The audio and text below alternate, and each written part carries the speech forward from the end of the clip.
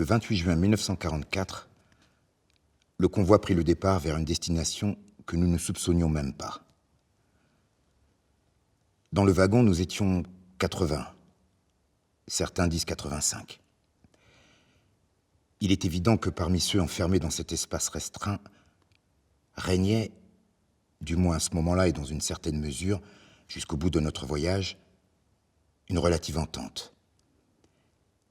Une indulgence pour les plus âgés, une tolérance pour les plus fragiles nerveusement. Et cela a peut-être rendu supportable ce voyage long, pénible, éprouvant. Dès le départ, nous, papa, maman, ma sœur Magda et moi-même, nous étions installés face à la porte à glissière du wagon, à gauche, dans le coin formé par les parois du wagon. Moi, presque en face de la lucarne grillagée. Mes parents et ma sœur, contre la paroi en retour. Cette situation a certainement rendu moins difficile le trajet, dans la mesure du possible. Pour commencer, nous nous sommes placés sur nos pauvres affaires. Moi sur mon sac à dos, dont j'ai retiré mon fameux par-dessus, qui devait servir à mieux nous installer.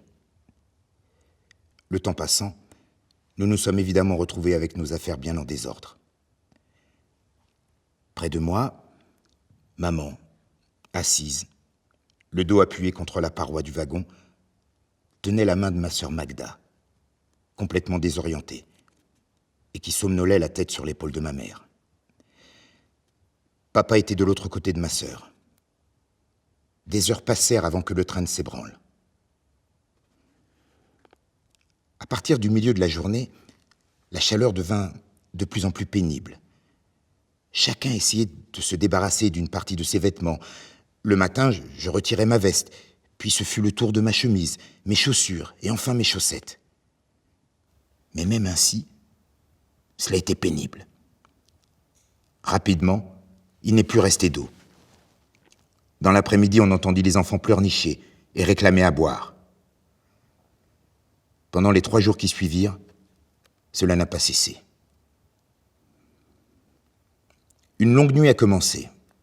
Le matin, après une très grande hésitation, j'ai fini par dire à mes parents que j'avais absolument besoin d'uriner.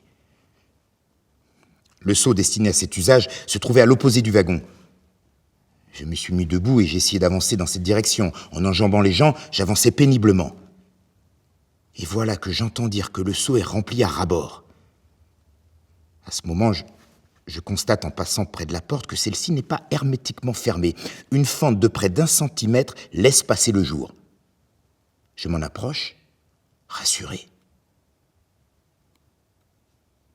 Mais je ne comprends pas pour quelle raison je n'arrive pas à uriner. Il m'a semblé que cela avait duré longtemps et que, derrière, tout le monde me regardait. J'ai fini par réussir à me soulager. Mais comment faisaient les autres ? Un peu plus tard, nous nous sommes arrêtés dans une grande gare, celle de Kassa, aujourd'hui Kosice, en Slovaquie. Nous étions dans ce train depuis à peu près 24 heures. À un moment, la porte du wagon s'ouvre. Des gendarmes hongrois. Des gens dans le wagon réclament de l'eau. Les gendarmes répondent « Vous, les Juifs, vous êtes riches, vous avez de l'argent, des bijoux. Si vous voulez boire, il faut payer. » Quelques minutes plus tard, en effet, 2 ou 3 alliances et un stylo plume firent l'affaire. Le matin même, avant notre arrivée à Kassa, j'avais fait une découverte. Une fente dans la paroi du wagon, juste au-dessus de mon épaule. Cette fente était minime, mais il y avait un minuscule trou, à peine plus grand qu'un petit pois. Assez grand toutefois pour qu'en collant mon œil contre ce trou, je puisse distinguer du moins en partie les paysages de ce mois de juin. C'était le début de l'été. Le soleil, l'herbe verte, les arbres, les vaches avec les jeunes gardiens. Ce paysage paisible contrastait tellement avec ce qui se déroulait à l'intérieur du wagon que je commençais à douter de la réalité même de ce que je voyais.